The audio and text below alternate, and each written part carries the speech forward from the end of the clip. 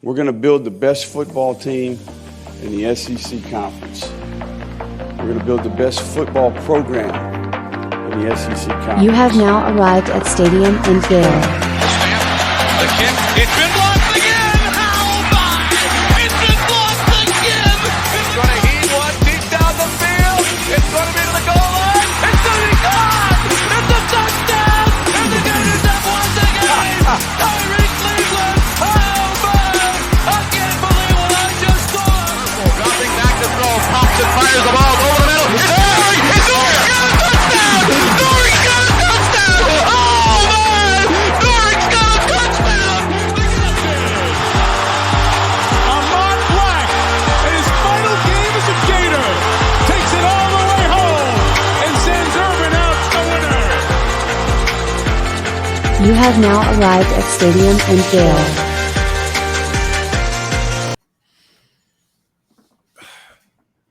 Boys and girls, ladies and gents, welcome to another episode of Stadium Miguel. It's your favorite Uncle Silk. It's University of Miami fan Dan Thompson. Just deletory. Oh, man, how y'all feeling, man? Same corner, same time. Let's start with you. What's up? What's up? Happy what's up, Father's what's up? Day. Happy Father's Day. Were you I showered am with the only love? dad on this show. That's crazy. You got some dog dads, but you're the only one with two. So how was your Father's Day? Great, man. Great, man. Had a good time. Enjoyed it. Spent some time with my dad a little bit. Not a lot. Then took the kids out to the beach. Enjoyed a nice sunset. Played some soccer on the beach. Raced Harlem. Just vibe, man. You know. Are you still winning that? Yeah, bro. I'm light now too, man. I'm weighing in like 142 or something like that, Nick. I'm not gonna lie, Silk. You put that picture. I don't know if it was on Instagram or if it was on Twitter. It's on both. You You're know, looking got thirst lean. trap on both. Right, man. looking lean. Super I mean, lean, it's been a few months since we've been together. I think the last time I saw you was in Jacksonville last year. But you're looking very lean. Very lean. Yeah, 8-pack. yeah. Jeez. The one time Silk has ever been speechless, I hit him with like a mono joke at one of the Florida camps. And he said nothing back. He was like, damn. I'm not because I was always a big guy, like not always a big guy, but as an adult, I put on a lot of muscle. So getting the skinny jokes was new to me. So I ain't have a quick rebuttal that day, but now I probably got something for you, Nick. Oh, well. Not any meat, not any protein. Pause, man. Of course not. Yeah, I had to switch that up. Meat-free diet. Nick, how was your weekend? Good. No, nothing big. Watched some College World Series. Nothing to report, really. Who's going to win? I haven't been following ever since the Gators lost. I like Arkansas and Oklahoma. Those are the two teams I think have the best shot. Arkansas just needs to – they don't have enough pitching to come out of the loser's bracket, but they put a beating on them. And I think Auburn just won. So, like, all the teams that have won were not national seeds. Oh, wow. What you doing all that downtime? Just living. Vibing out, huh? Just living. I like Any it. fun stories? No. I started working out again. Good. Doing CrossFit. Everything hurts. I inspired you. I could tell. You did. Sure. Yeah. Getting back into it. Everything hurts. Yeah, it's just been nice. A little bit of downtime. Did you see Brandon Spice got hit by a bus at the airport? That's nuts. Yeah, like, I need to know that story. I've got to know the full story, because there's not only that he got hit by a bus, but there was somebody there that took a photo of him, and then he posted it on Twitter to let us know, or whomever posted on Twitter to let us know that he got hit by a bus. Yeah, I'm going to say it's probably not him. If you get hit by a bus, you're probably not being like, hey, can you grab my phone? Because I need to tweet that out real quick. But he tweeted from his account. Yeah, it went from his account. He's got people. He's got a team. Saying I just got hit by a bus. He's got a team. He's got a team. Yeah, the team took the picture. Of course, he's there in a neck brace, and whoever took the pictures is the person on the team. I got to know more of the story. Yeah. We got to get him on the show to talk about that, but also a bunch of other things. For sure. And somebody on the team should be getting hit by the bus for you. Yeah, there's just a lot of I don't think questions that I was need a answers mission. to. I don't think it was on a mission to get hit by the bus, Nick. I think he was kind of like just at the airport, and he didn't have his head on the swivel. He's not the same Brandon Spikes, man. He didn't see it coming. I'll be honest with you. I've been on some of those buses taking me to rental car places and stuff like that at the airport. They show no mercy. They're zipping. They got a schedule to stay on. Yeah. Now he knows what no Sean Moreno felt like. Nick had that one in the bag. Nice. Boys, I went scalloping this weekend. Have you guys ever been? Ticket scalping? Yes. No, scalloping. Oh, no, never been. Nick, you've been. Been scalping before, though. One time, forgot to put lotion on my back. Oh, that'll do it for you. You're fried. So basically, it's basically like snorkeling. Mm-hmm. Right. So you're just hovering along, like 3rd-degree burns on my back because we were out there 5-6 hours, or whenever we hit limit, we then come back in. But yeah, one time, delicious. Yeah, a lot of fun. But painful. Right, elaborate more, man. So this is like Nick didn't give me a good description there. I think this is my 4th or 5th time that I've been. Burnt. So went with Brooke, my parents, and my aunt and uncle. Had a blast. We went up to Steenhatchee, which is, if you're unfamiliar, it's kind of like where Florida curves at the Panhandle there. So we're there. Season just started. So you go out a couple miles offshore, and we went during low tide. So the scallops are what look to be in like little scallop shells, or they look kind of like clam shells, and they sit on top or at the bottom of seagrass. So you're in probably 1.5 to 2 feet of water. You're snorkeling. I chose to wear a life vest because I'm not great at just floating. It's just not a skill that I was ever really taught. So wear a life vest or life jacket, and then you just sit on the top of the water. And then when you see an open scallop, you see their little blue eyes permeating. And we have these little nets that you just go down there. Some people just pick them up by hand, and then you just put it in a bag. And we are allowed 1 gallon per person on the boat, up to 5 gallons. So there were 6 of us. We got 5 gallons both days in a couple of hours. But it's a great vibe because you're boating, you're out there, but you're also you're by yourself, right? So you're out there. It's some good alone time, be with your thoughts, and that sounds fire. Be with the life, the sea life. Really fun.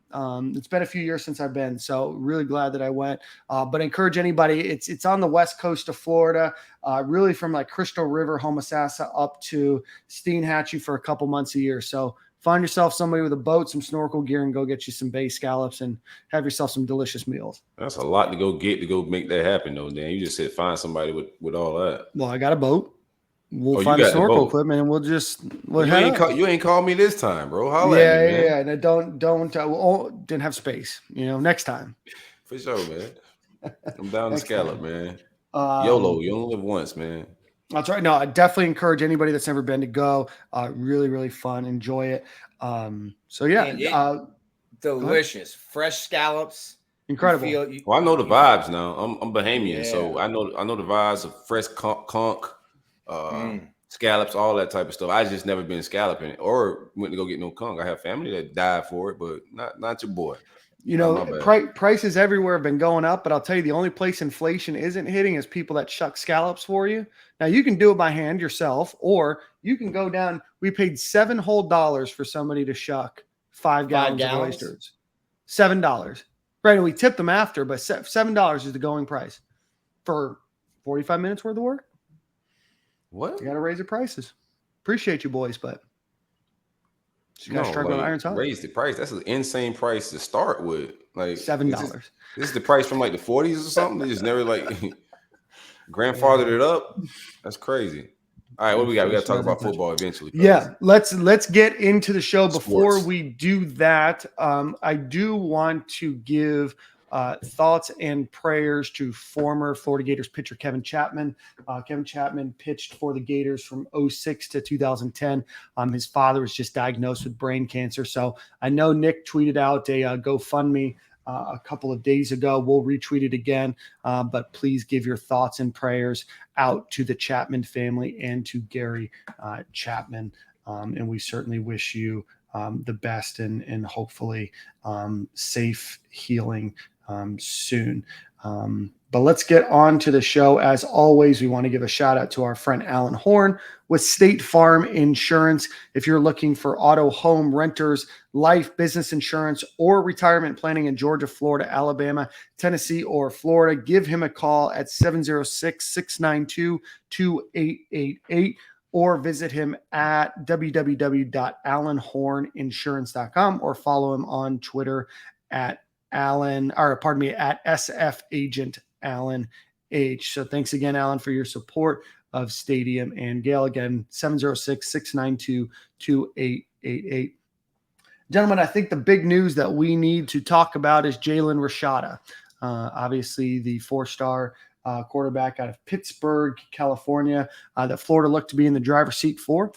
Pushed back his announcement date last week to this upcoming weekend, the 26th, I believe, is going to be taking a midweek visit to Miami that I believe starts tomorrow through Thursday. Original plans had said that he might go through the weekend and come back the day that he was going to announce on the 26th, but it does look like he's going to go midweek. Nick, I know you think we're just a visor on the table. Corey, I know that you're still optimistic. What are y'all's thoughts going into Jalen Rashada's announcement? I don't have any like fresh new information, but as far as the midweek visit is obviously a better visit for us. I'm just gonna stick to the information that has been put out in the past, what they're looking for, the depth chart wise, quarterback centric coach, things like that. He's been to Florida twice in the last month. This Miami visit and Miami popping up last minute is definitely a thing, but I'm just not going right now. I'm just going to, in my mind, I think he's a Gator, bro. We'll see what happens. You got to make this visit, but on paper and how this recruiting has played out, NIL is a thing now. I mean, this could be something to drive up the price. I'm not saying this is totally what it is, but right before decision is made, I don't think Miami is the team there. If Miami was a play there, I think his brother would have went there, and it would have been more of a combo thing because they offer him and his brother. I think this is just something to drive up the price, but we'll see what's up in this recruiting. Nick, what you think? I don't know that, and I think they've even come out and said like it wasn't like a package deal, him and the brother. It's interesting. I know that he liked Florida. After the visit, Florida felt really good. I remember putting it in our DMs saying like, hey, getting word from South Florida that he's going to take an OV to Miami. You never want, especially if it's a real player, you don't want to have the last official visit, the one like right before a commitment to be like at a Texas A&M or at a Bama or a Georgia. You want that last visit if you can. So I don't know. I know Florida still feels good. Probably better for Florida for him to be there midweek instead, because I think Cormani McClain is going there this weekend. Yep. For an official. Correct. So better that he's doing it midweek. But I mean, it's not going to make anyone feel. I'm not even scared about that. Like Cormani McClain is not going to go play for Noah die. I don't even believe that. Like I don't care if both of them go down there on the weekend. I would still feel good about Cormani McClain. That don't say nothing. In my mind, I'm not coming to a tape, Nick. I'm just saying. Like I know Florida still feels good. I just wonder if, and I don't want to make not any accusations. I wonder because like he loved it. It seems like, to me at least, it seems like other people might have as much say in the recruitment and commitment as the kid does. Mm-hmm. Oh yeah, it's definitely a family situation. Yeah, I'm sorry. I'm trying to put my thoughts together. I'm not sure if this visit changes much. I know that he's obviously been recruited by Miami for a long time. He's been recruited by Mario Cristobal, both at Oregon and now at Miami. I think it depends on what he's looking for. If it's just dollars, obviously we don't know which teams are coming with the best NIL deals and what those dollars look like. I think if you look at Miami's QB room compared to Florida's QB room, there's certainly more suitors in the way of that starting position at Miami than there is at Florida. I think that Florida offers certainly an opportunity for a guy like Jalen Rashada to potentially play as a freshman that I don't believe exists at Miami. Miami has, Tyler Van Dyke. They have Jake Garcia's kid. And then they have the other guy from, who am I forgetting? From Georgia from a couple cycles ago. So they still have, some folks in the way. So I think that if you're looking at Florida's opportunity, Ja'Carri Brown, thank you. So I know, Florida obviously offers an opportunity to play probably quicker. I do think that Florida offers, an opportunity for NIL money, and it just depends on what he's looking for, what people are looking for. I don't blame the kid for taking a 5th official visit and getting a free trip to Miami, especially, if somebody else is going to pay for it. Right. So I'll be very interested to see, what does play out. I still think that he comes to Florida. And if not, I don't know where Florida goes. I know Emory Williams is sitting out there as a guy that's looking at Miami. There's some potential talk that he silently committed to Miami on his visit this past weekend. So obviously if Jaden Rashada, commits to Miami, that changes. But I still think that there's, some quarterbacks that Florida could go after, but it certainly, puts Florida in a pickle if they aren't able to get his commitment. Yeah. That's right, Dan. No, I feel good, man. We'll see what happens. Anything can happen in recruiting.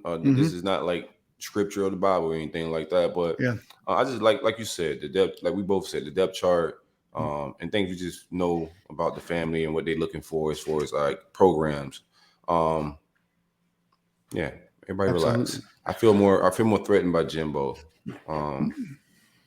You can't forget all the other people that are in play. We've got we'll pick up recruiting here in a bit. We've got Brad Wilkerson joining the show. Why don't you do a Gramco ad read and then we'll get Brad on the show. Be sure to visit the great folks at thegramco.com. Use coupon code SG25 at checkout for 25% off. Gummies, pre-rolls, wake and bake coffee. They have several flavors in the gummies. They have fruit punch, watermelon, blue raspberry. Everything is fairly legal. Delta 8 marijuana, mail to your mailbox, discreet shipping. Once again, coupon code SG25 at checkout for 25% off. Perfect. Well, we are joined by probably considered one of the best Florida Gators baseball players of all time.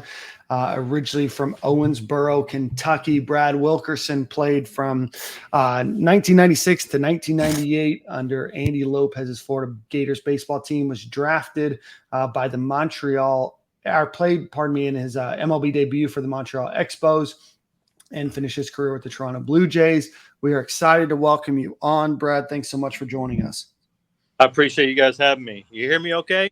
We got you, brother. I don't know where in the hell my AirPods went, but one of my kids, they always get the blame. That's right. So Brad, want to start as we always do with folks. How did you ultimately end up at the University of Florida, especially from Kentucky? It was very interesting. It was coming down to the end, and Florida hasn't really recruited me. And a good friend of mine ran into Coach Lopez at a scouting event late in the fall, and I guess some dialogue was exchanged with who's on me, who's recruiting me. He was kind of, got the job late in the summer and just trying to get his first recruiting class going. And, ended up, he recommended me to him, and they kind of offered me sight unseen. And I was kind of like, should I go visit or not? And we ended up driving down to Gainesville. And, I think I had Ohio State, Miami a little bit. Tennessee was in the mix pretty heavy. And I had a little deal at the high school back in the day, and a lot of people were there and excited about it. And going to the press conference, I really didn't know what I wanted to do. So it was crazy, but I ended up doing Florida and, ended up being pretty good for me. That's awesome. So Brad, what was the transition like from small town Kentucky to Gainesville in college baseball? Well, it was, you never know what to expect. You think you're going to do something and you're excited about going to the program. And I, like everyone else, probably I had a lot of freshman jitters going in the fall and didn't really perform well early in the fall and kind of broke through late in the fall and, had a big day late, 4 for 4, I remember, and pitched well on the mound. I had a good fall pitching wise, but just making the adjustment, weight training, and all the things we had to do and responsibilities, it took me a while to get going. But once I got on the field and got going, it was, I kind of knew I was in the right place and, ready to go and contribute right away. It was kind of evident right away that I was ready to go toward the end of the fall. Were you from Kentucky? Were you a Kentucky fan at all growing up? Oh, big time. I still am. Anytime, it's tough when the Gators play Kentucky, and, I want to see Kentucky do well. And I'm a big Kentucky basketball fan and obviously a big, Florida basketball fan as well. I worked in Coach Donovan's office. Tough game. For internship when I was there at University of Florida and got to know the coaching staff there and followed them a lot. And, I'm a big basketball fan, so I've always loved the Wildcats and like to see them do well as well. So, it's kind of, I had a little bet with a friend, they came down, Tim Couch's quarterback and Bill Curry's, the coach. And I'm like, yeah, this will be less than 21 points. We had a little beer bet or something and maybe a little bit more. I don't know. But I was like 3 touchdowns. It's going to be less than that. Bill Curry comes out running the option with Tim Couch. I'm like, oh, we're in trouble. We end up getting beat. I think Florida beat Kentucky that game 70-3 in Gainesville. I remember they didn't make the first down until the third quarter. And I think the Florida faithful game of standing. Oh, it was awesome. Like those are all football games in Florida were unbelievable. The 3 years, it's, it makes, school so enjoyable when your football team's that good and all the other sports are so good. You support them and, all the athletes and, obviously we were pretty good as well. So it was a lot of fun. So it was your freshman year when Florida won the national championship, 96, or was it your sophomore year in football? That was my sophomore. Yes. My sophomore year. I guess my sophomore fall. They got beat by Nebraska the year before, right? Right. In 95. Yeah. And then came back and won it. So that was a lot of fun. I remember the Tennessee game. I can't remember my freshman year or sophomore year when Peyton Manning came to town, and it might have been later. I don't know, but they missed a field goal into the half, and we ended up scoring 30 straight points in the second half. It was pouring down rain, and Peyton Manning didn't have a shot. So it was a lot of fun. I remember those days. What was that like? What was that like as a student? Dan was at UF during the basketball back-to-back and the football 2 and 3 years. So he was there for that. But what was that like just as a student for the first football national championship and then as a student athlete as well? It was unbelievable because a lot of the guys, we stayed at Hall 95 and a lot of the football guys were in there. A lot of the other athletes were there. I think I was the first class to stay in there, maybe the second. But we always congregate out there and shoot the crap and, know a lot of the guys. And, it's just awesome to get we didn't practice on the weekends. I think we practiced on Sunday. I don't remember. But it's cool to be able to go to the football games and enjoy those experiences. And that's, a huge piece to your experience. As a coach now, I try to, talk about the social part of it. It's a big piece that I think a lot of us are missing out on these days, that we got to experience a lot of great times and enjoy that part of it. That does sound like a baseball coach move, though. In the fall, playing fall ball, like, hey, we've got early lift on Sunday. Make sure, that the team isn't out drinking all day, tailgating for football. Oh, definitely. Yeah, we'd have a couple of surprise workouts and, those early Friday morning workouts. It was a lot of fun, but, we grinded it out and we did what we needed to do to be successful, whether it was, maybe we were hanging out at the swamp too much one night or wherever we were, but looking forward to that restaurant coming back. But yeah, it was good times. Brad, where were the ball players hanging out at the time? Right. I mean, you have a lot of new bars in Gainesville now, but was it the Porpoise? Was it Balls? Was it Grog? It was all over the place. I think the Grog just opened up when when I was in school. I think Oh man, it's a good time to go. It's clean then. Yeah.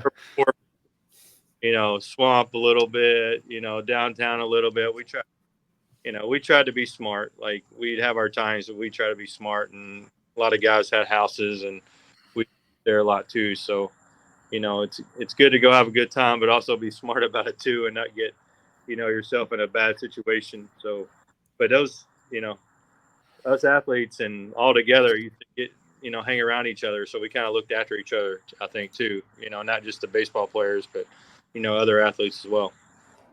Brad, I hate to take it back a little bit, but did you play? You say you're a basketball guy. Did you play other sports outside of baseball, or was baseball your only sport? In high school? Yes. I was a 4-sport guy in high school.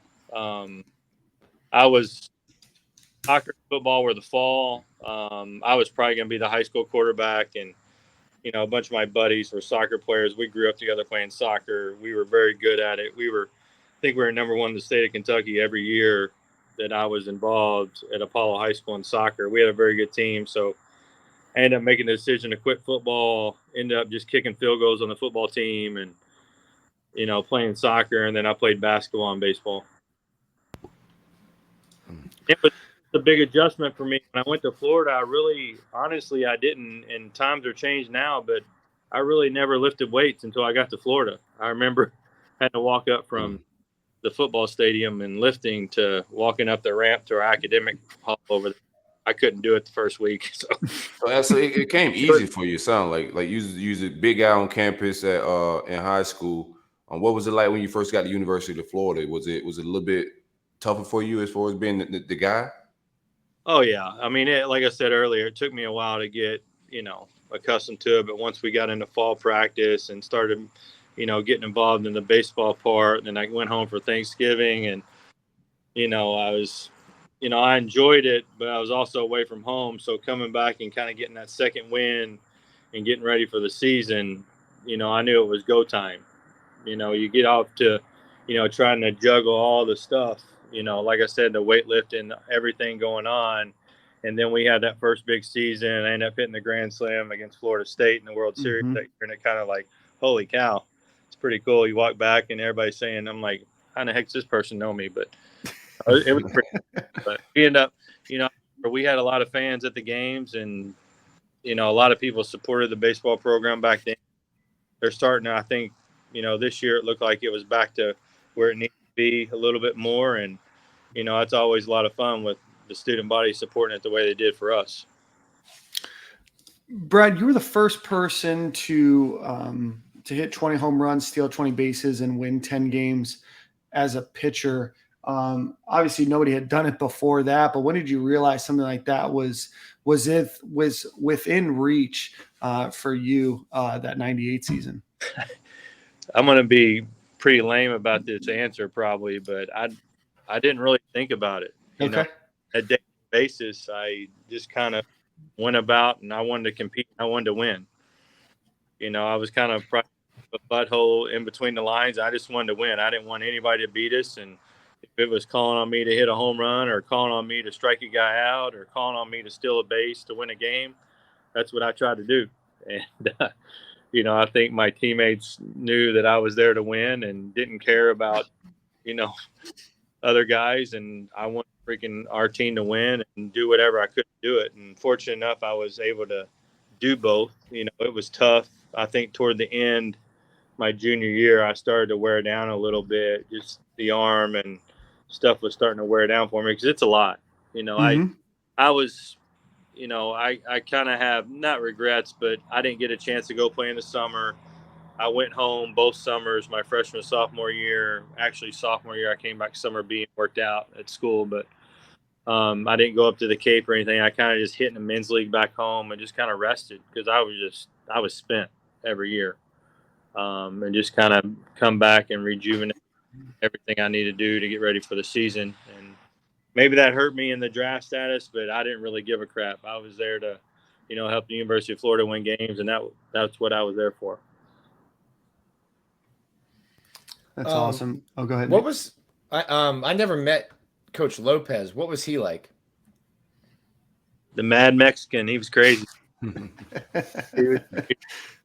it's one of those deals where he had high expectations for our program, high expectations for the way we played and came to the ballpark every day. And if we didn't do things right, he was a big proponent of doing things right in practice. He always told us his time's in practice, your time's in the game. So if we weren't doing stuff right and energetic and being ready to practice, he would really get pissed off because that was his time to really get us ready to go for the games. And, he was hard-nosed. He expected us to be hard-nosed. And it carried over to the personality I think we carried in persona on the field. But he was awesome to play for, and I was proud to be. We were the first recruiting class. My class was the first recruiting class for him, and it ended up being pretty good. I think I played with 6 big leaguers while I was at University of Florida, and it was pretty special times. That 98 team, especially, I think, because David Ross came. That was his first year in 98. Mm-hmm. Yep. Josh Fogg. Who else? Mark Ellis was on that team. Yep. Yeah. Eckstein was on the year before, and the year before, the 2 years prior. David Eckstein, and then Paul Rigdon from Jacksonville. He's a pitcher.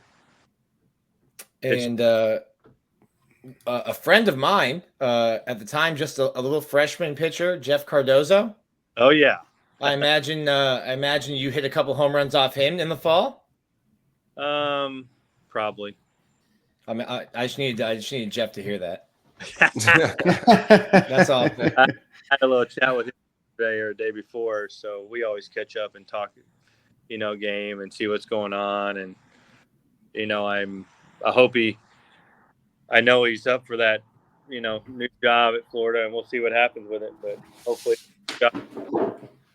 What was the College World Series like as the first time you went? What was the experience like for you? Oh, I remember, you're kind of in shock. You dream about it as a little kid. I'm sitting here watching it on TV now. My son's in there watching.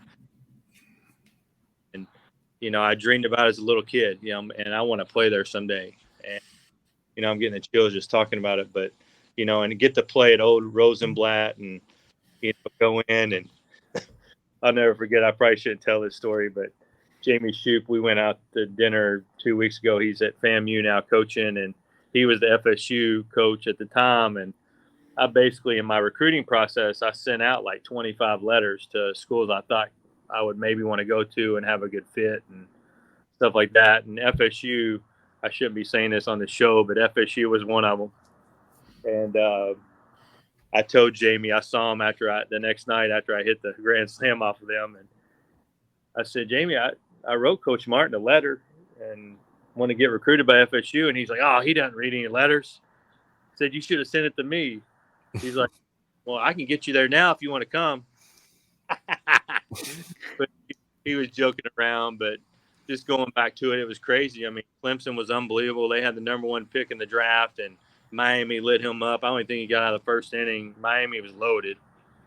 And then obviously LSU won it on the walk-off by Warren Morris in 96. And I get to see that on TV all the time. I at least see it once a week.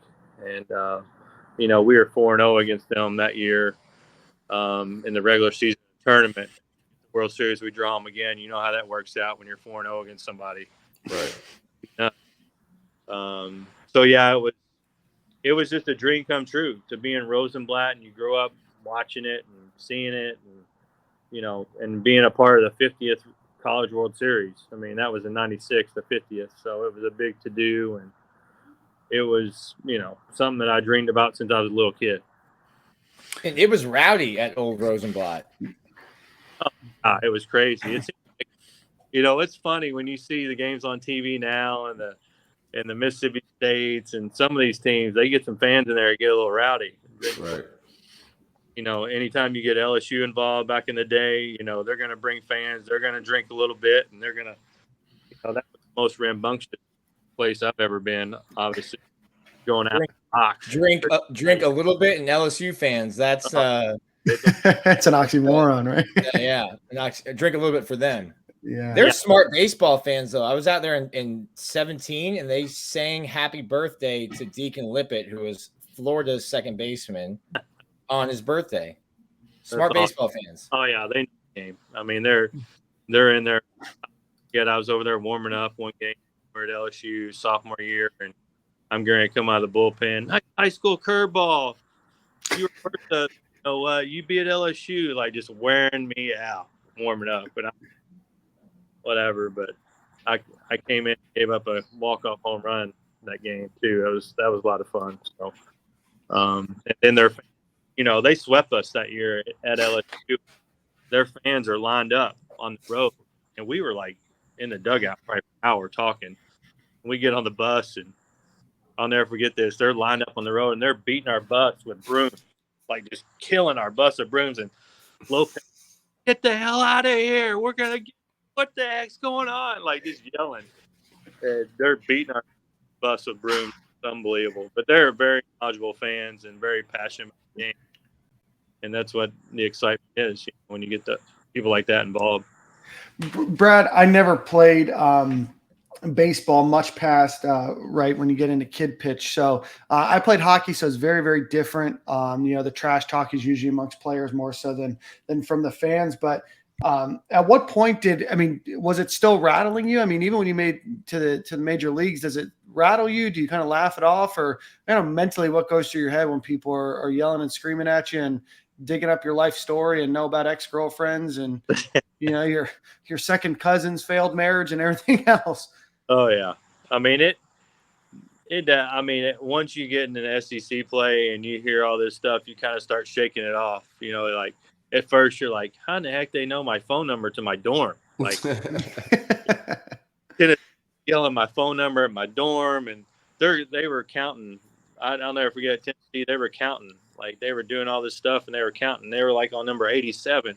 And I go back in the dugout. I was on the mound throwing and get the last out. And I go back in the dugout. I'm like, what the hell are they counting? And they're like, oh, they're counting your times you touch your cup. Because every time I would throw a pitch, I would adjust my cup and they were counting. I'm like, oh, that's hilarious. Oh, they're just wearing you out. But they knew my phone number to my dorm, my girlfriend's name, everything. It was nuts. But that's why it's passionate. That's why it's fun, though. Absolutely.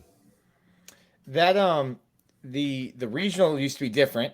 Can you talk a little bit about that 98 regional? The Gators in Illinois, you guys had to fight through the losers bracket, and you had a pretty epic way to get to Omaha for the second time. Oh, it was unbelievable. It was, I remember a situation where, I threw a good game in the SEC tournament.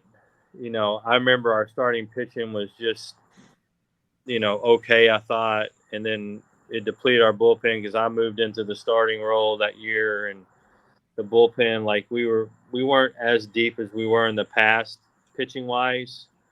I threw a game and then I threw the first game back on Sunday and going 130 pitches after I threw on like Thursday. But you won't see that now. No, you're not. I mean, I think the pitching's a lot better now. There's a big demand on keeping arms healthy, and I'm always a big proponent on it. It depends who the guy is. It's like they talk about pitch count all the time, and some guys I think are 120 guys, some guys are 80 pitch guys, as starters.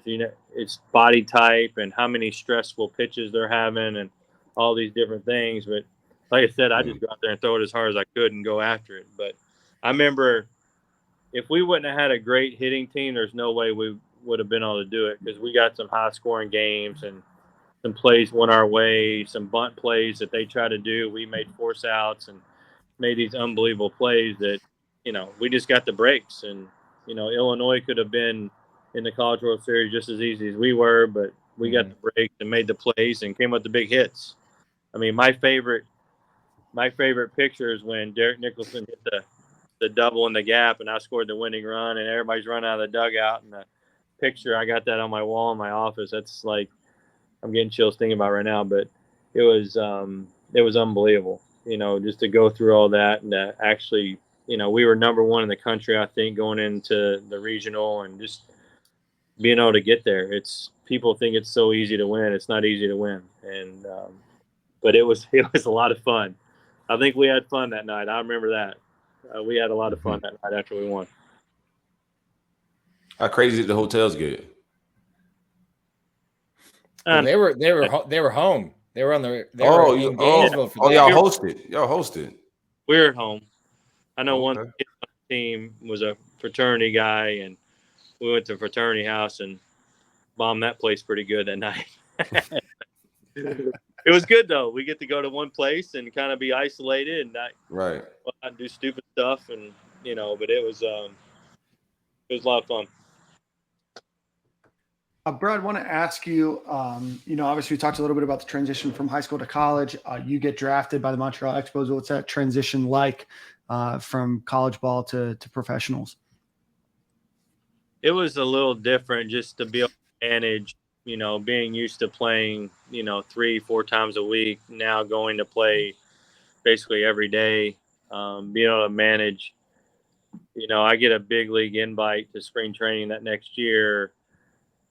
Had a great time, learned a lot, played well. They called me in the office a week before spring training's over, and they're like, "Hey, what do you think about?" So I thought I was going to start in Jupiter and Florida State League. They're like, "What do you think about going to Double-A?" I'm like, "Oh, let's go." I was excited, but Double-A wore me out first half. I got my ass kicked, but I got kicked pretty good. First half, ended up making adjustments and had a great second half, and it was just a balance of not thinking, being able to forget stuff and be short-term memory. And, because if you have a long-term memory here, you're going to 0 for 16 in 4 days. And what the heck just happened, Yeah. That's how Nick was in college. Yeah. Short-term. There were a lot of offers. Oh, yeah. Oh, yeah. Oh. Brad, what was that like? One of my final questions. What was it like? You were drafted by the Montreal Expos. You play in that organization for a bit, and then, if I remember correctly, they move you over to Washington for the Nationals. What was that experience like? It was interesting just because I was involved in the Players Association. I was like our rep for our team, and crap we had to do as far as communicating with our players what's going on and not really knowing what's going on. And all of a sudden they say, "Oh, we're going to Washington," and I didn't really know. It was a little difficult for me personally at first, just because I was the player rep and trying to communicate all that to our players, knowing what they're doing with their lives and their families. But once we got there, I thought Washington was great. Obviously playing in RFK is a little different price playing the new ballpark they have now, but it was awesome. I mean, it felt like we never left Montreal really, and we had the same kind of guys. Just starting anew. There was a lot of experiences, like George Bush throwing out the first pitch and the timing of after the 9/11 stuff and everything going on. It's just like it was all surreal of everything that was going on. Like I don't think I've ever been as nervous playing a baseball game as I did opening night in Washington, D.C. We got a packed house, and George Bush is throwing out the first pitch, and he can barely even throw the ball. He's trying to warm up. He threw 300 pitches in the batting cage underneath the dugout because he had all of his bulletproof stuff on, and he could barely move. And then when he announced and they went on the field, I was like, oh my God, because you think you never know, but you don't want to think that way. Then I get up there first at bat. I was swinging, and I didn't care where the ball was. I was swinging, but I'd never been that nervous before in my life playing baseball. I think, just trying to make sure we do well for the city. But the transition was good, and obviously they figured it out up in DC and won a championship now and got it rolling. More nervous then than a gold medal game in the Olympics? Oof.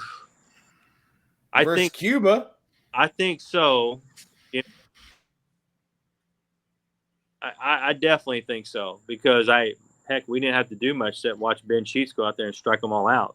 That helps. But run, the game was over. Like, he was unbelievable. So, we got up on them early. It was. We got into a little scuffle. We played them in the final. It was like you played every team. So you played like 10 pool play games and then the final 4, and we played them like the last game. And we got a little scuffle with them. A guy slid in.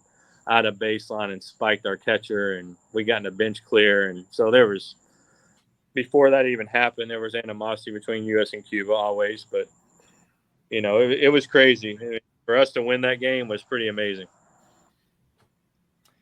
You mentioned like the sliding. The game has changed so much. You're coaching now, so you're part of it, and the analytics. What do you think about the direction the game has gone? And everything now seems to be velo, whether it's pitchers or exit velo, and it's almost a different game than when you were playing. Yeah, it is a little bit. I think a lot of it's being talked about. I think a lot of it behind the scenes is still the same in a lot of ways. But I think it is talked about a lot. You know, obviously I think the pitching's better. It's deeper. Velo's huge. They're throwing up in the zone a little bit more. The strike zone's a little higher. Like all these different things and stuff going on in the game. Some good, in my opinion, some bad. And, you know, I think the college game is kind of stuck to – there's a lot of stuff going on in the college game. I think, you know, guys that I talk to and hitting guys I talk to, we still talk about situational hitting a lot. You know, guys I talk to in pro ball, some organizations don't talk about situational hitting at all anymore. You know, it depends who you're – you know, there's a – you know, this new age baseball, the analytics part of it, there's a piece to it that needs to be in the game. But I still believe that the eyes and human element needs to be a part of the game as well. So I'm still learning a lot of the analytics part and just trying to be information open to putting it in our philosophy and what we're doing. Because the kids want it. They want to be taught and they want to understand. Some kids don't want any of it. So, you know, you just got to understand the kids you have and the relationship you have with the players and how you're going to, you know, make it part of your program. What would Brad Wilkerson have done against Ben Joyce from Tennessee? Ooh. I might have stepped out of the box, tried to hit out of the box. I don't know. That guy throws some fuzz, right? I mean, yeah. You know, you just, you try to get your foot down and hopefully you make some mistake. I mean, if he paints you at the knees, you probably don't have a shot. Tip your cap. See ya. Exactly. Go back to the pitches. Hopefully you make some mistake in the middle of the plate. And, you know, I would probably choke up a little bit and be like more of a two-stroke approach swing, not try to get too big. And, you know, in that bandbox in Tennessee, I'd probably hit a home run. So he's doing most of the work for you. If you touch it, it's going to go. Go for it. But it's amazing how hard these guys are throwing today across the board. It's really amazing. And, you know, even 13U now and just watching the kids how hard they're starting to throw, it's like, holy what do you cow. attribute that to?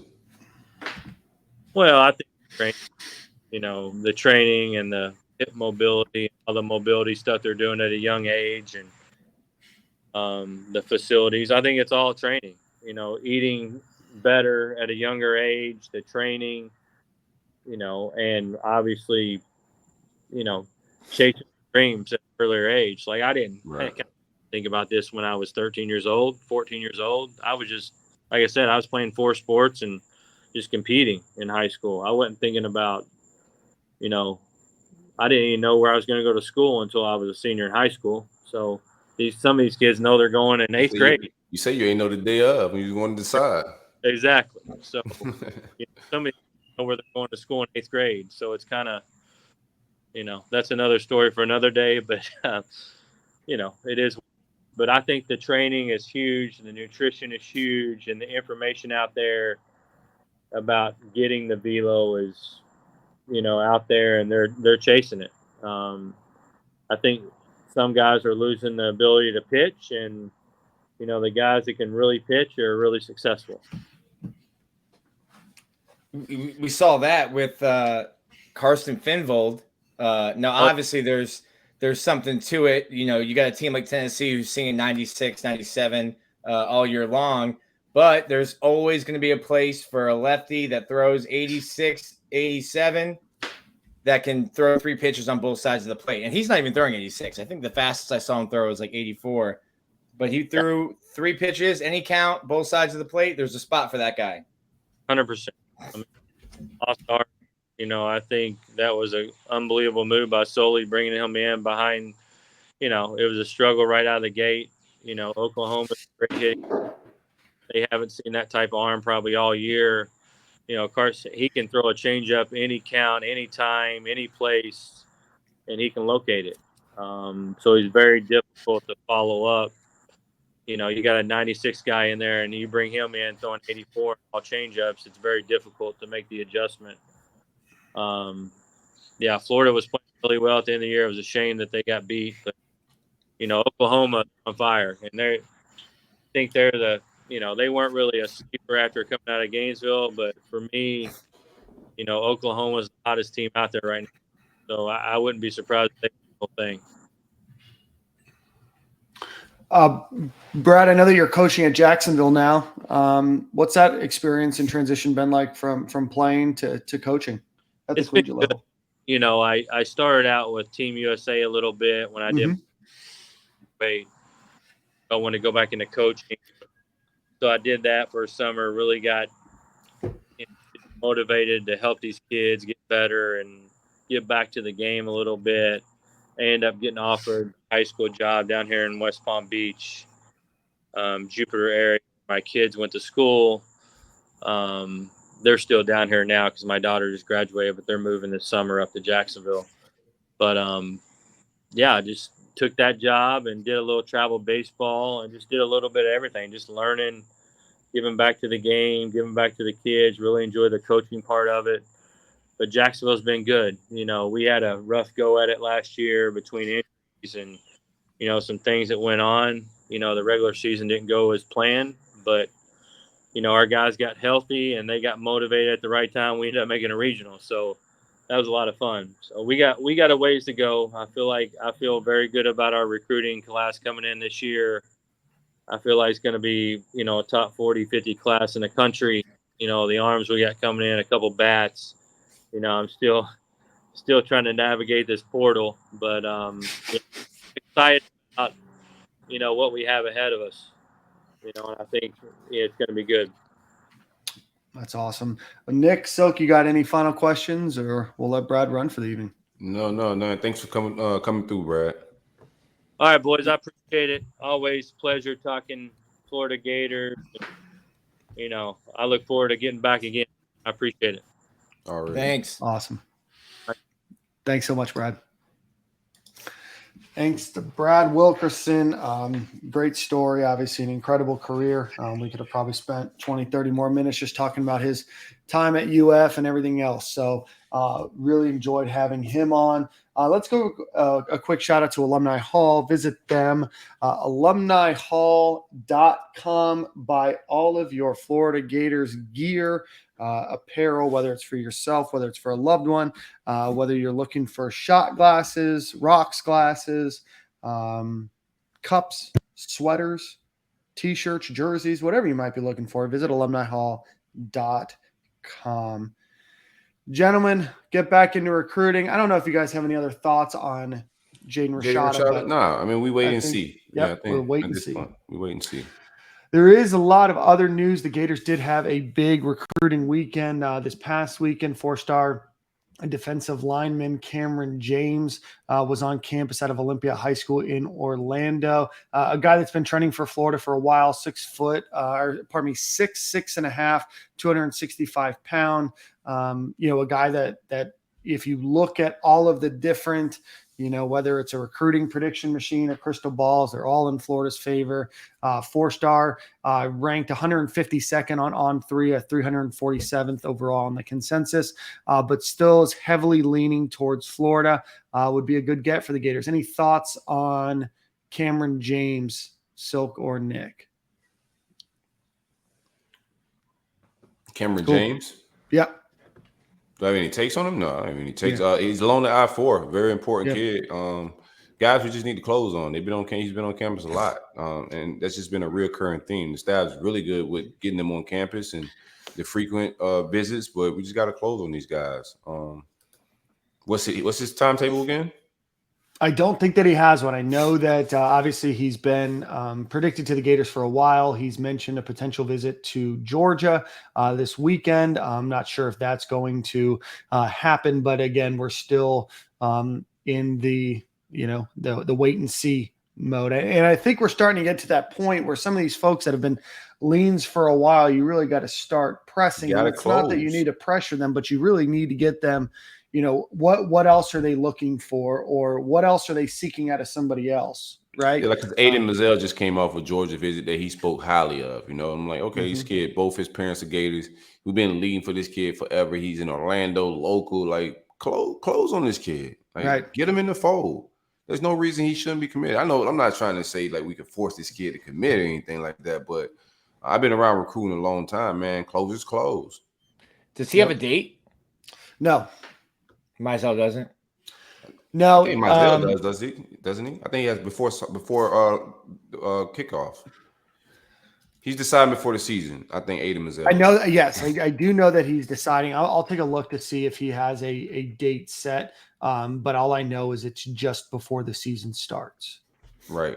I think he's going to take a Bama trip as well. But anywho, that's just my take right now. We'll see as the decision dates get here and these guys decide. But right now, they're either changing dates or, we're just kind of just waiting right now. But not a whole lot of fireworks as far as the big commits. We need some momentum here. Yeah, so Aiden Mazzell, we're talking about him, ranked 50th overall on 307th nationally on the On3 consensus out of Boone High School in Orlando. Again, that I-4 corridor. If you look at all the prediction machine and crystal balls, again, Florida is favored in all of those. Like Silk said, both of his parents went to UF. He spoke very highly of UF, but that's a kid, that Florida needs. Another receiver that Florida has been looking at is, again, another top 50 wide receiver, ranked 48th on 345th in their consensus. Eugene Wilson. It's our understanding that he's going to announce this week. You feel good about him? I do. I know that Florida, Alabama, Texas A&M are all in the mix. I do think that Florida is in the driver's seat. Again, decision could be this week. But also it could just be another decision to have a final three, right? Who knows, right? I mean, there's a lot of, it could be, but again, a guy that's been on campus a bunch of times has always been has always talked about Florida highly, has consistently been on campus, always talks about how great Florida is. You have to start to get these kids, in the fold. There's another guy that UF is looking at, Isaiah Nixon. Isaiah Nixon, not a lot of recruits shocked the world, but I think Isaiah Nixon did a few months ago, back in April. He committed to UCF over the likes of Florida, USC, Georgia, Florida State. But he committed to UCF back in April. He backed off of that commitment yesterday, which would have been June 19th. He's ranked 160th overall on the On3 rankings, 169th in their consensus out of Lakewood High School in St. Petersburg. Florida's had some success out of Lakewood in the past, but recruiting machine, crystal balls all came rolling in for Florida yesterday to get him. Again, hasn't announced, when he might commit, but, Florida needs to try to get him in the mix if they're going to, continue to try to ride some momentum going into the season, because we're almost to July, which means that we're only 2 months away from the start of the season. And we just know historically, commits and the way that visits have been happening, that you just don't expect as many visits during the football season, and that a lot of these kids are starting to wrap this stuff up before, their senior season does start. It seems like this staff is trying to do officials not during the season. Right. Trying to do that in the summer. I think I like the trend. I think I like that strategy though, because it's like if you come during the season, yeah, you can see the game, you can see the atmosphere, but you're not going to get like that one-on-one time with a coach.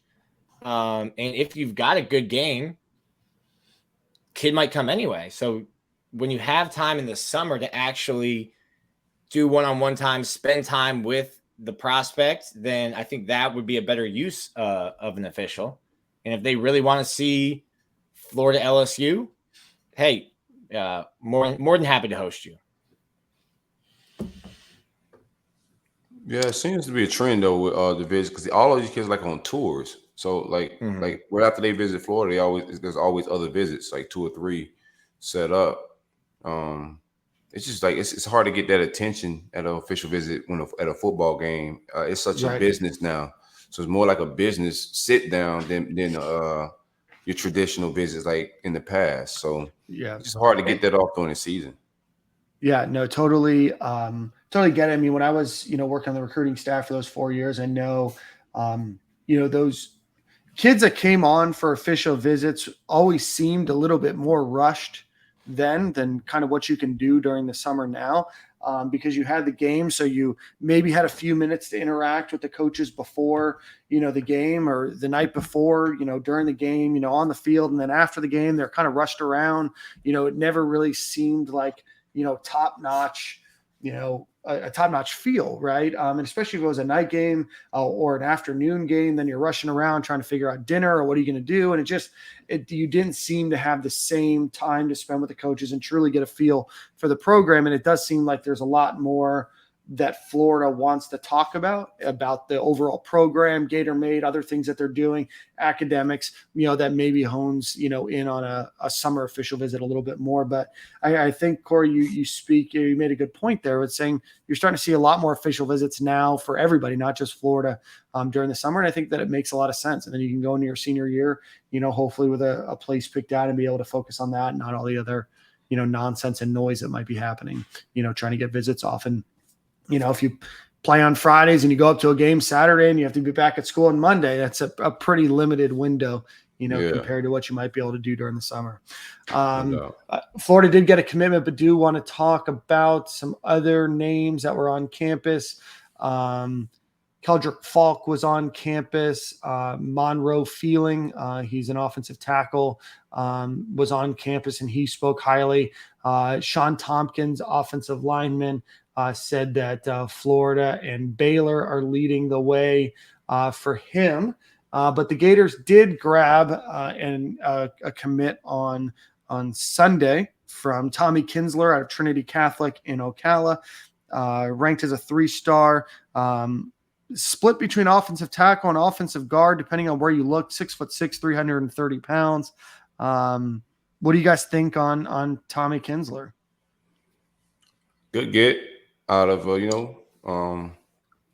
the offensive line recruiting is the most positive thing right now we got going.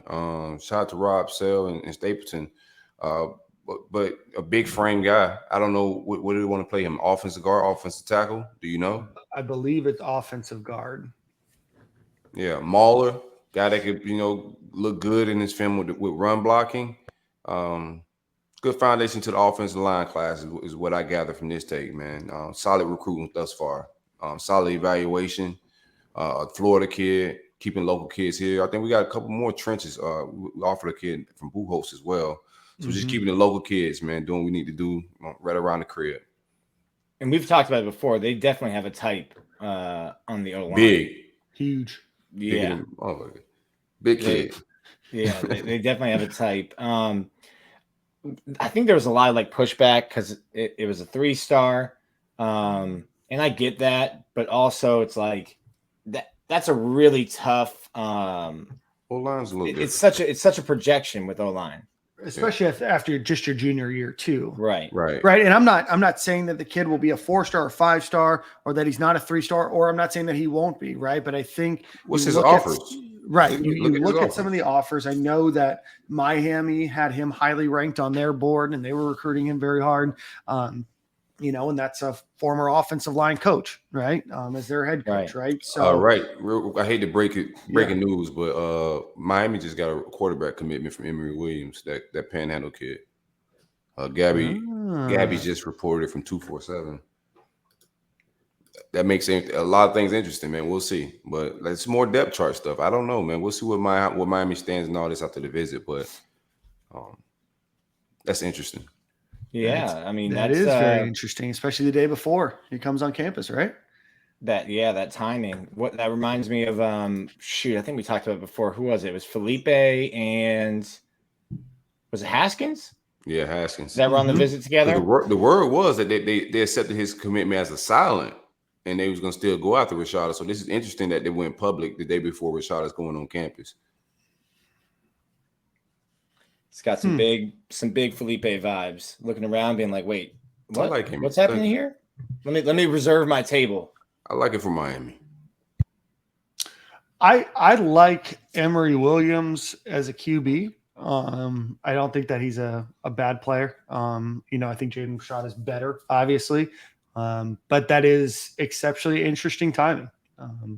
I don't know what to read or make of it. Obviously, he tagged the coaches and everything else. So the articles are out. The quotes are there. I mean, it would be odd to see him decommit right away, but who knows? I've seen stranger things happen. That would be weird. That would be weird. It's not happening. There's no way that kid commits today and decommits tomorrow or something, right? That'd be hilarious. I'm just kind of taken aback, right? Why? You thought we why would that commitment? I didn't think they've been saying that until they knew. Yeah, right? Yeah, I don't think that you accept that commit because you don't. I mean, Miami doesn't have a bottleneck at quarterback recruiting, right? So they don't necessarily need two people. They've got their lineage in order. Unless they're expecting somebody to transfer, Miami doesn't need two quarterbacks, right? And if you're going to, fly a kid across the country, obviously you probably think that Jaden Rashada is better, but why do you then create any sort of doubt in his mind? Right. It's not like Florida that probably needs, two quarterbacks, or they're not going to take one if they get Jaden Rashada. But, where Florida has, some deficiencies at quarterback, I don't think Miami has the same deficiency. I don't think Florida needs two quarterbacks this class. No, I don't think that they do either. I mean, I think that Florida's going to get two quarterbacks. They need an elite quarterback this class. Yeah. I think that, I stand by it. I still think that Florida has a huge issue at quarterback. Whether they get Jaden Rashada or not, they're going to have to get a second quarterback, I think. I think we're fine. I think I'm with Nick. I think we're fine. I think a lot of it depends on Anthony Richardson. You're not going to get another quarterback before going into next year, I don't think. But if Anthony Richardson goes pro, I think you just let Jaden Rashada and Jack do their thing, man. I don't think you go bring anybody else in the fold. You just recruit out of the next recruiting class, in my opinion. Because you have Max Brown and then you have Jalen Kitnett, right? Yeah, shout out to them boys, but you recruit over them. Yeah.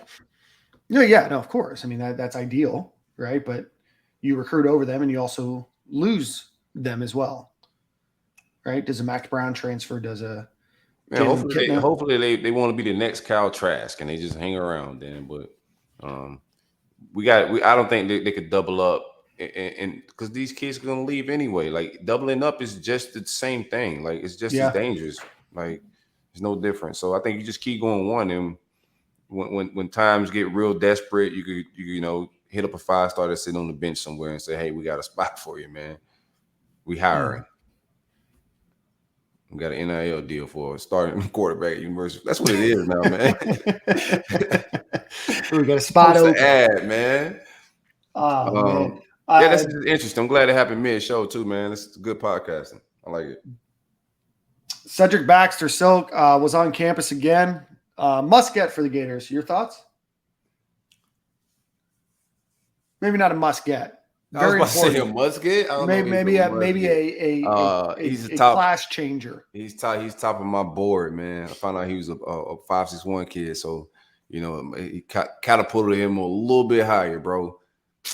We got to see. I think that's gonna come down to the very last minute. He's deciding late. I like the frequent visits and all that, but Bama, their history with running backs, all the big dogs is in this one, and I know this one was gonna come down to some NIL. There's no secrets about this one, So we'll see where we at with it. But right now, it's just a bunch of visits. We like it. We're close to home. It's just more the norm. We're getting the visits, We just need them to pop. Shout out to the visits, but yeah, a lot of money being spent. Got some trolls to get unofficial visits to UF right now. There's a lot of like panic. There's a lot of I don't know why they're doing all that. I guess panic's the way to put it. No, panic is definitely a way to put it. I think it's too early. I call it too anxiety. early to judge. Like might anxious. be some like, PTSD based on big the PTSD. last staff. It's way too early to judge them though. Mm-hmm. Oh, absolutely.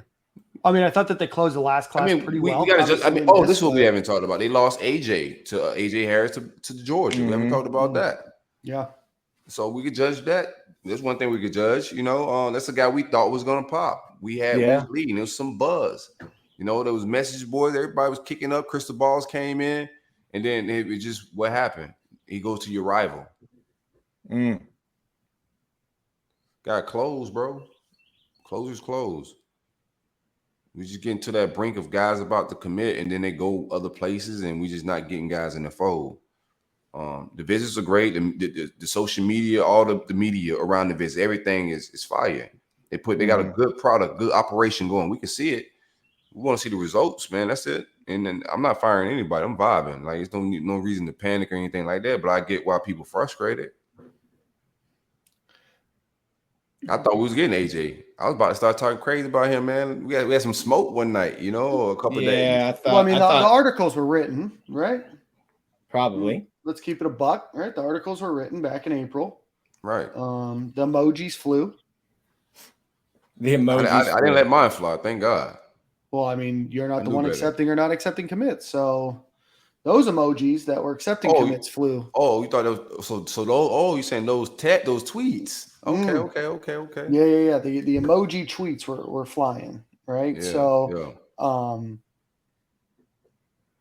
Yeah, I mean that's a tough one. I mean, AJ Harris is another. I mean, Florida has a great backfield. I think a lot of great young players, but that's a guy that you want to get. It's University of Florida. You lead. You got Corey Raymond on your campus. You got to close. Right? You got to close. No excuse not to.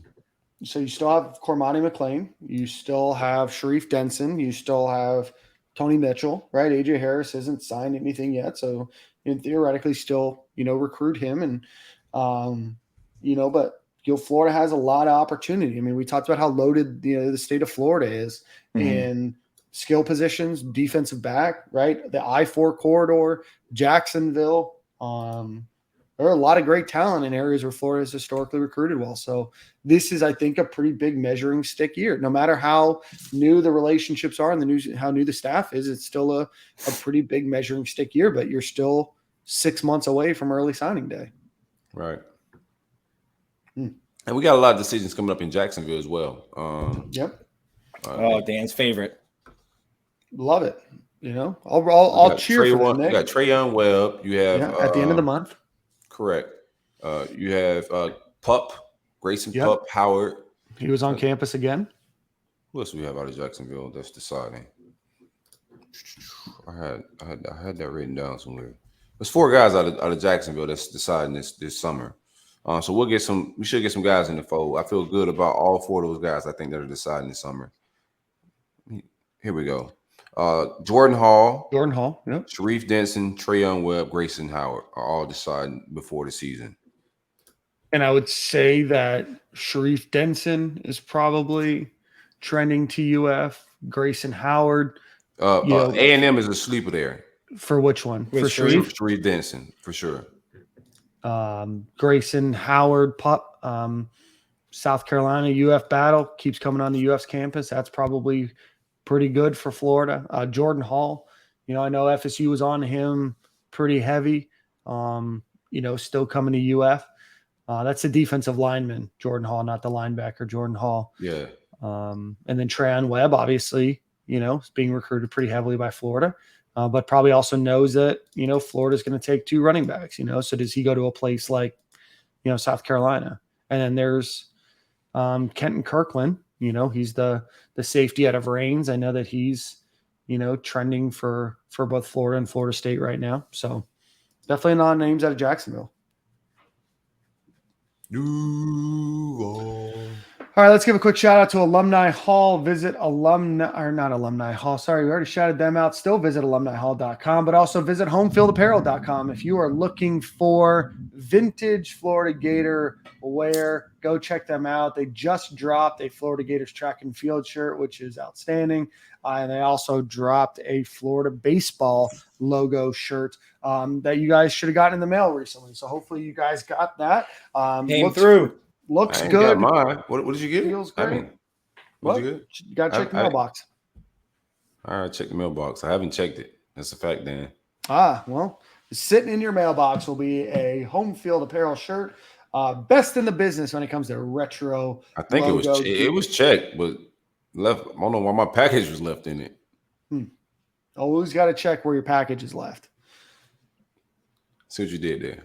Homefieldapparel.com, promo code Stadium and Gale, all one word, for 15% off of your order. They have 17 UF products that were 50 schools now, so check them out. Boys, don't really have any other news, some Gator news. Then we'll get to the Manscaped ad read, but Anna Hall and Jasmine Moore are finalists for the Bowerman Award. They're the 4th and 5th semifinalists for Florida women's track in UF history. So congratulations to them. The Bowerman is similar to the Heisman Trophy of track and field. Florida volleyball season tickets went on sale today. Go check them out. The Gators grabbed a transfer out of the portal for men's tennis. Axel Neffy coming to UF from Notre Dame. So welcome to UF. And shout out to Muriel Page, former Florida Gator basketball player, who will be inducted into the Washington Mystics Hall of Fame, along with Vicky Bullitt and Shamik Holdsclaw. Sorry, definitely know her, as part of their first Hall of Fame class. So that about wraps up Gator News of the Week. Nick, I do want to get your thoughts. A group of Gators went over to Greece. You know anything more about that trip? I know I'm putting you on the spot, but yeah, a little bit. Florida's kind of been a little guarded with it, so they're calling it a service trip because they're working with an organization that has been helping Ukrainian refugees, and I think they just didn't want it to be blown up publicly because they didn't want it to seem disingenuous. This is something that they're going to do every summer with a group of guys going somewhere to basically volunteer. So while I think there's 16, there's 6 women student athletes and 10 football players. They're going to experience the culture, have a good time, enjoy Greece, but they're also there for a purpose. that's awesome. That's really, really cool. They're out there for a week, 10 days. I'm sorry. I'm not sure how long they're out there. Okay. They left Saturday. Greece has some elite vibes. I need to go to Greece sometime. Yeah, it look all right out there. The food, the been. weather, just, I don't know. Something about the topography that just gets me going, Nick. What is Greece, the white buildings, blue roofs? Maybe Yeah. not. That's Greece, not Athens, but that's like one of the islands. There's multiple different coastal towns and things of that nature. Yeah. You're also probably thinking of Italy too, like Positano and stuff. But Maybe. yeah, Greece definitely has the buildings in the mountains, all of that. Shout out to the great folks at manscaped.com. Shout them out. Be sure to use coupon code SG20 for 20% off of all your Manscaped needs. It's the when the thick of things when it comes to the summer. Have your ball deodorant on deck. I wasn't prepared this past weekend. Walked into the Kush house and the AC was broke. Wasn't working, wasn't cutting on, man. It took about 4 or 5 hours for an AC guy to come out there, and I was sweating my balls off because I didn't have my ball deodorant, Dan. Technical foul. You know? Ball deodorant, Lawnmower 4.0, and also the Weed Whacker.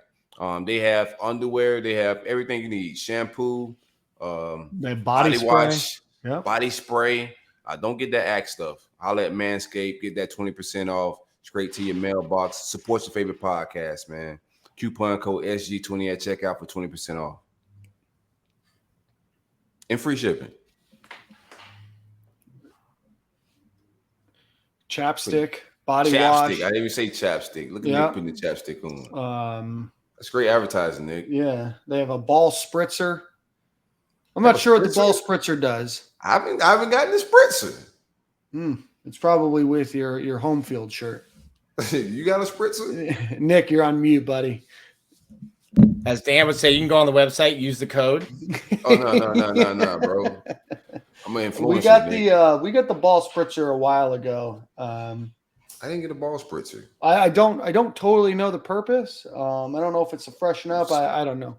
It seems like that's what the ball deodorant's for. So maybe it's on top of that. Like it's the cologne to your deodorant.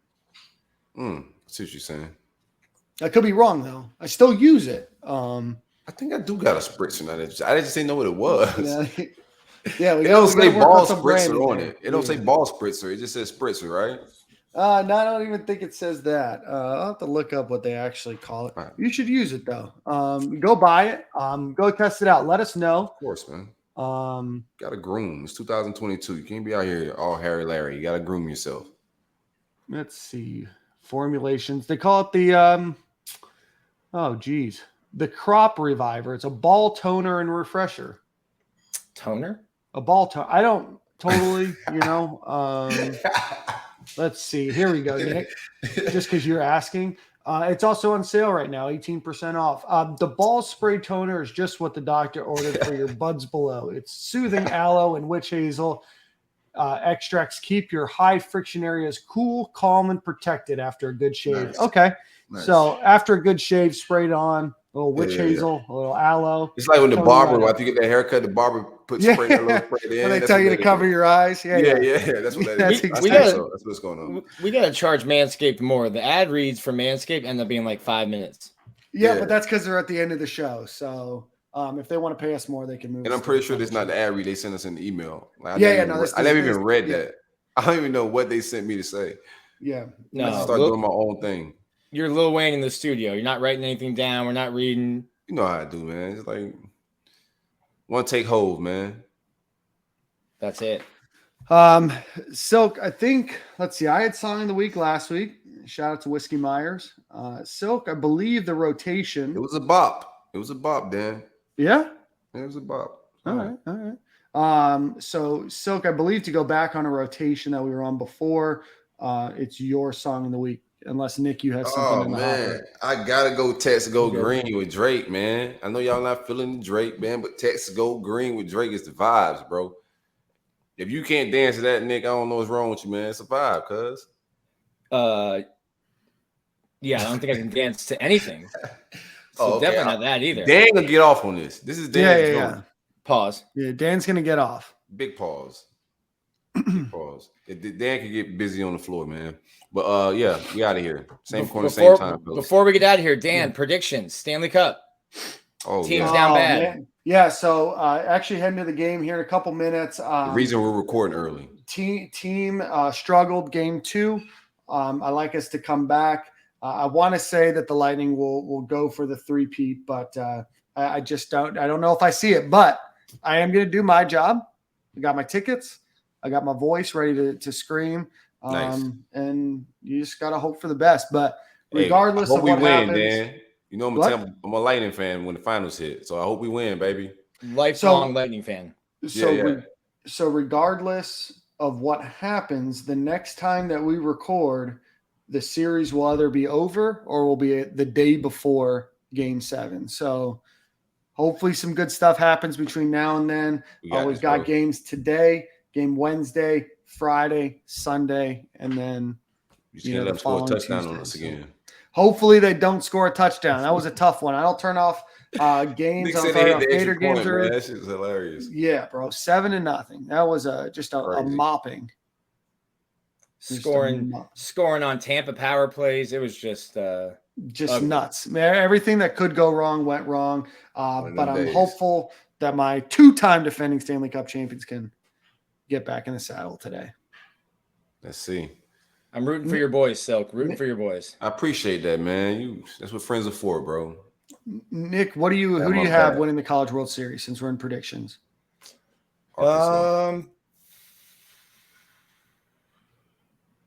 Arkansas. See what I'm saying? All right. Oh, shout out to Chris Chiozza, NBA national or NBA champ, NBA world champion Chris Chiozza. Cheese. Nice. Didn't play, but I think he gets the same ring as Steph Curry. That's right. Hey, you know what? He had a role on the practice squad, getting his boys ready. Anytime you can see Boston lose. Nick, why you had to bring up the man not playing, Nick? Like, we could have just got out of here. We could have just ended the show, man. It's probably uncalled for. Yeah, well, it was. Probably. A little out of pocket. Still gets the ring, still gets the paycheck. All right, boys. Same quarter, same time next week. Already.